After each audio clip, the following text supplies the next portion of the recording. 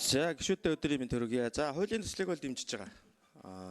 Ер нь бол тодорхой төвшөнд бас энэ чиг үүргээр өмнө нэг байсан байнгын ороод бол буцаад нэгтгэх нь зөв бах. Террорны төвшөнд очиод үйл ажиллагаа явуулах нь зөв бах. За ажлын хэсгийн дарга хэлж байгаа зарим байнгын ороод нь 25 гишүүнтэй, зарим нь 11 2 гишүүнтэй асуудал шийдэхээр бол нэг 5 6 гишүүний эрсдэлтэйгээр асуудал шийдээд яваад байгаа юм зүйлүүд бол бас байгаа гэдэг нь зөв. Тэгэхдээ би нэг байнгын ороог бол энэ дангаар нь ажиллах нь зөв болов уу? Энэ боловсролын байнгын ороо бол одоо бид нар чинь багш нар энэ боловсролын салбар дээр ер нь нэлээдгүй анхаарах хэрэгтэй. Иргэжил Монгол Улсын засгийн газар 2026 оны боловсролыг дэмжих жил болгоо зарласан байдаг. Тэгээ өнөөдөр энэ боловсролын салбар дээр тулгамдж байгаа асуудлууд чинь шийдэгдээгүй байдаг.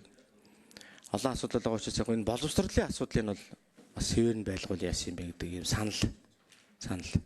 За бусад одоо тэр хүнд зориулсан гэдэг байнгын ороодууд нь бол одоо тэгээд чиг үргээр нэгтгэхэд явах ямар ч хэлсэн сая бүрдэр жишөөний хэлснээр бол надад зол зориулаагүй гэдгийг бол харин баталчих шиг боллоо.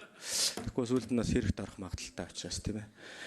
Тэгээд хилцгэсгээ хэдүүлийн байнгын орон дээр дэмжиж тэгээд дараагийн асуудал дээр боловсролын байнгын орон дээр зарчим зөрүүтэй саналуудаа гаргаад нэгдсэн чуулган дээр бас хилцгэсгээ хилцүүлээд хуулиа ингээд дэмжиж явах нь зөв болов уу гэсэн байр суурийг илэрхийлж байна. Тий. За баярлалаа. За баярмаа гүшүүн өгүүлнэ.